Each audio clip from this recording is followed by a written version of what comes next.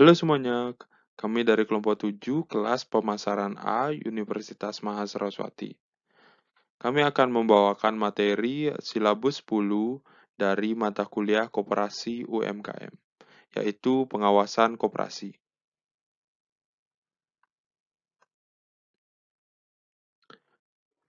Adapun anggota kelompok 7 yaitu saya sendiri Putu Harisya Putra, Niwayan Mila Astuti, dan Niluh Dian Wulandari.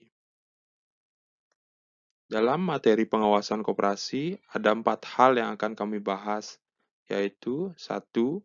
Sendi-sendi dasar koperasi, 2. Tipe pengawasan dan metode penelitian, 3. Metode pengawasan, dan 4. Manajemen koperasi. Pengawas koperasi merupakan bagian dari perangkat koperasi di samping rapat anggota dan pengurus koperasi Indonesia.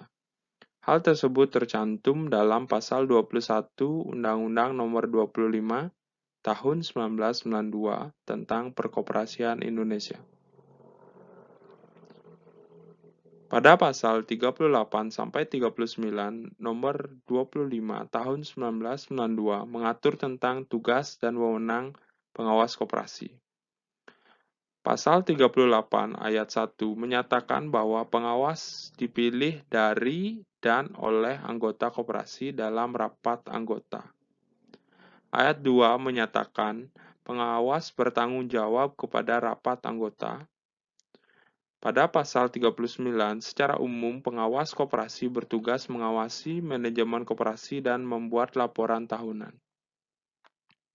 Sendi-sendi dasar koperasi. Menurut Undang-Undang Nomor 12 Tahun 1967, sendi-sendi dasar koperasi ada 7, yaitu 1. Sifat keanggotaannya sukarela dan terbuka untuk setiap warga negara Indonesia. 2. Rapat anggota merupakan kekuasaan tertinggi sebagai pencerminan dalam koperasi. 3. Pembagian SHU atau sisa hasil usaha sesuai dengan jasa-jasa anggota. 4. Adanya pembatasan bunga atas modal. 5. Pengembangan kesejahteraan anggota pada khususnya dan masyarakat pada anggotanya. 6. Usaha dan ketata laksanaannya bersifat terbuka. 7. Swadaya, swakarya, dan swasembada sebagai pencerminan prinsip dasar percaya pada diri sendiri. Materi selanjutnya akan dibawakan oleh rekan saya. Baik, terima kasih atas waktu yang telah diberikan. Di sini saya akan melanjutkan pembahasan materi mengenai tipe pengawasan dan metode penelitian. Fungsi pengawasan dibagi dalam 3 macam, yaitu yang pertama, pengawasan pendahuluan atau preliminary control. Yang kedua, pengawasan pada waktu kerja berlangsung atau concurrent control. Lalu yang ketiga yaitu pengawasan timbal balik atau feedback control. Baik, di sini saya akan membahas yang pertama, yaitu tipe pengawasan pendahuluan atau preliminary control. Pengawasan pendahuluan adalah pengawasan yang terjadi sebelum kerja itu dilakukan. Prosedur pengawasan pendahuluan mencakup semua upaya manajerial guna untuk memperbesar kemungkinan bahwa hasil-hasil aktual akan berdekatan hasilnya dibandingkan dengan hasil-hasil yang direncanakan. Nah, pengawasan pendahuluan ini meliputi pengawasan pendahuluan sumber daya manusia, pengawasan pendahuluan bahan-bahan, pengawasan pendahuluan modal, dan pengawasan pendahuluan sumber daya finansial. Lalu dilihat dari perspektif demikian, maka kebijaksanaan merupakan pedoman untuk tindakan masa yang akan datang. Kemudian yang kedua, ada pengawasan pada waktu kerja itu berlangsung atau concurrent control, di mana pengawasan ini terjadi ketika pekerjaan itu dilaksanakan. Memonitor pekerjaan yang berlangsung guna memastikan bahwa sasaran-sasaran telah tercapai. Concurrent control ini terdiri dari tindakan-tindakan para supervisor yang mengarahkan pekerjaan para bawahan mereka. Nah, direction berhubungan dengan tindakan para manajer pada saat manajer berupaya untuk mengajarkan para bawahan tentang bagaimana penerapan metode-metode dan prosedur yang tepat serta mengawasi pekerjaan mereka agar pekerjaan mereka dapat dilaksanakan dengan sebagaimana mestinya. Di sini saya dapat ambil contoh pada pengalaman saya, yaitu sewaktu saya masih bekerja. Saya adalah seorang server di sebuah restoran, di mana banyak sekali terjadinya perubahan-perubahan, yaitu yang salah satunya adanya pergantian seorang manajer. Seorang manajer baru pasti akan membuat suatu perubahan dalam pemberian pelayanan. Nah, beliau mengajarkan kepada para bawahannya dengan cara melakukan suatu play role. Nah, play role ini biasanya dilakukan pada saat briefing atau waktu saat customer sepi, sewaktu pekerjaan itu sedang berlangsung. Play role ini dimainkan oleh karyawan dan diarahkan oleh seorang manajer. Seperti halnya seorang manajer itu mengajarkan kita bagaimana caranya untuk menjalankan atau memberikan pelayanan yang baik kepada customer. Nah, dengan demikian karyawan dapat terbiasa dengan penerapan metode dan prosedur pelayanan yang sedikit berubah. Lalu, yang ketiga yaitu pengawasan timbal balik atau feedback control. Pengawasan timbal balik atau feedback control secara garis besar dapat dibagi menjadi dua metode, yaitu metode pengawasan kualitatif dan metode pengawasan kuantitatif. Pengawasan feedback memiliki arti mengukur hasil suatu kegiatan yang telah dilaksanakan guna mengukur penyimpangan yang mungkin terjadi.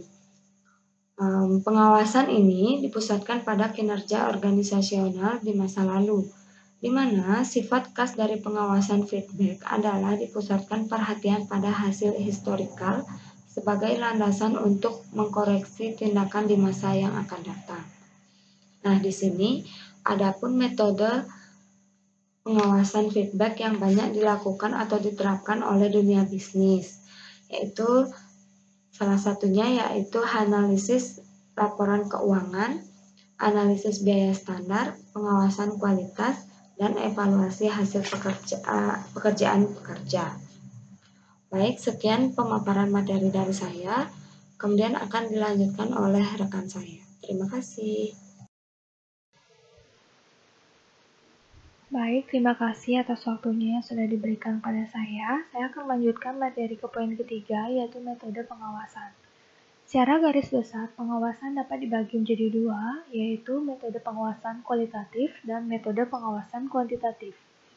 Metode pengawasan kualitatif dilakukan oleh manajer untuk menjaga performance organisasi secara keseluruhan, sikap serta performance karyawan.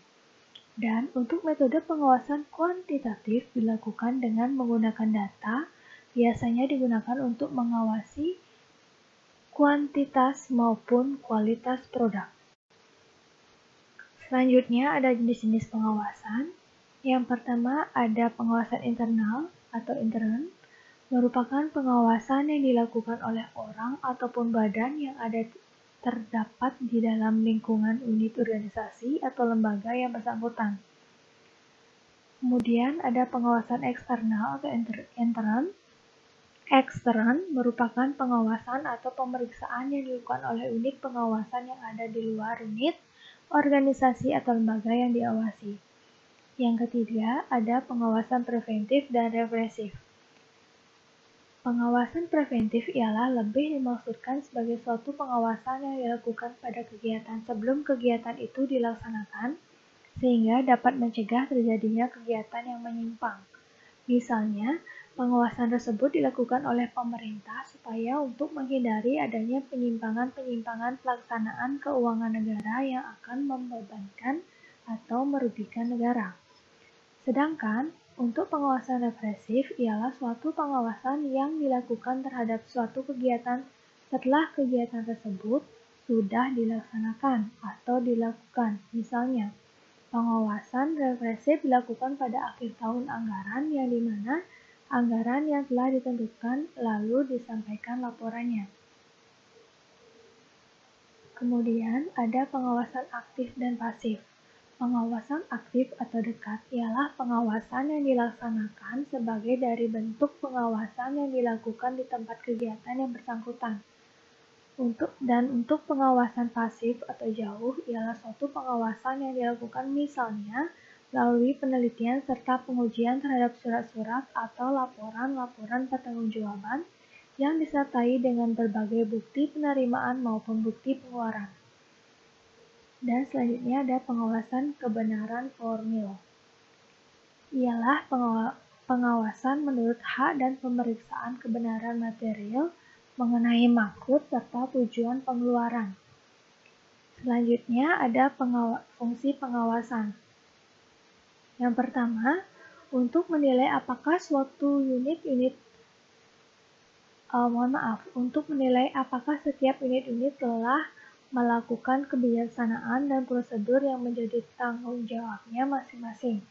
Yang kedua, untuk menilai apakah surat-surat atau laporan yang dihasilkan telah menggambarkan kegiatan-kegiatan yang sebenarnya secara cermat maupun tepat. Yang ketiga, untuk menilai apakah pengendalian manajemen sudah cukup memadai dan dilaksanakan secara efektif. Yang keempat, untuk meneliti apakah kegiatan sudah dilaksanakan secara efektif, yaitu mencapai tujuan yang telah ditetapkan sebelumnya. Yang kelima, untuk meneliti apakah kegiatan sudah dilaksanakan secara efisien. Selanjutnya ada fungsi pengawasan. Yang pertama, untuk menilai apakah setiap unit-unit telah melakukan kebijaksanaan dan prosedur yang menjadi tanggung jawabnya masing-masing. Yang kedua, untuk menilai apakah surat-surat atau laporan yang dihasilkan telah menggambarkan kegiatan-kegiatan yang sebenarnya secara cermat maupun tepat.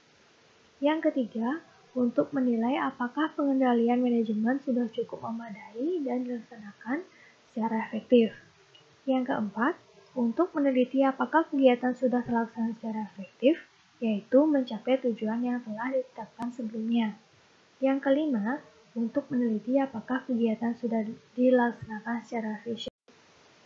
Selanjutnya ada materi tentang manajemen koperasi. Manajemen koperasi adalah penerapan ilmu manajemen di koperasi di mana orang-orang yang diberi wewenang dan tanggung jawab melaksanakan proses perencanaan, pengorganisasian, dan pengendalian sumber daya yang dimiliki oleh koperasi untuk mencapai tujuan koperasi, yaitu meningkatkan kesejahteraan berdasarkan nilai dan prinsip-prinsip koperasi. Selanjutnya ada konsep manajemen koperasi. Manajemen koperasi tidak didasarkan pada penguasaan wewenang, melainkan melalui keterlibatan dan partisipasi. Fungsi utama manajemen koperasi adalah mengupayakan kepemimpinan koperasi bagi anggota dan pengurus terpilih di dalam pengembangan kebijakan dan strategi yang akan memberdayakan koperasi dalam mewujudkan cita-cita atau tujuannya. Selanjutnya, ada proses manajemen di koperasi. Ada 4, yaitu perencanaan, pengorganisasian, activating leadership, dan pengawasan. Yang pertama, perencanaan atau planning adalah fungsi perencanaan yang merupakan fungsi paling utama yang harus dijalankan oleh pihak manajemen koperasi. Yang kedua, ada pengorganisasian atau organizing merupakan perancangan dan pemeliharaan sistem peran atau proses pengaturan dan pengalokasian kerja, wewenang dan sumber daya di kalangan anggota organisasi dalam upaya mencapai tujuan organisasi secara efektif dan efisien. Actuating atau leadership merupakan suatu proses menggerakkan dan menjalankan organisasi agar orang-orang yang diberi tugas, wewenang, dan tanggung jawab dapat bekerja menjalankan tugas untuk mencapai tujuan organisasi yang telah ditetapkan. Yang terakhir ada pengawasan atau controlling, adalah suatu proses untuk menetapkan pekerjaan apa yang sudah dilaksanakan, menilainya, dan mengoreksinya dengan maksud agar pelaksanaan pekerjaan sesuai dengan rencana yang telah ditetapkan. Baik, terima kasih. Saya kembalikan kepada moderator. Kesimpulan dari materi kami yaitu, koperasi adalah suatu badan usaha yang bertujuan untuk mensejahterakan anggotanya.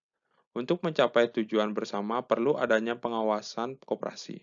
Pengawasan merupakan hal penting dalam menjalankan suatu perencanaan. Pengawasan ada tiga yang terdiri dari pengawasan pendahuluan, pengawasan pada waktu kerja langsung, dan pengawasan feedback. Pengawasan tidak hanya melihat sesuatu dengan seksama dan melaporkan hasil kegiatan mengawasi, tetapi juga memperbaiki dan meluruskan sehingga mencapai tujuan yang sesuai dengan apa yang direncanakan. Pada metode pengawasan ada dua, yaitu pengawasan kuantitatif dan pengawasan kualitatif. Sekian pemaparan materi dari kami. Semoga video ini bermanfaat dan jangan lupa like, komen, share, dan subscribe channel ini. Terima kasih.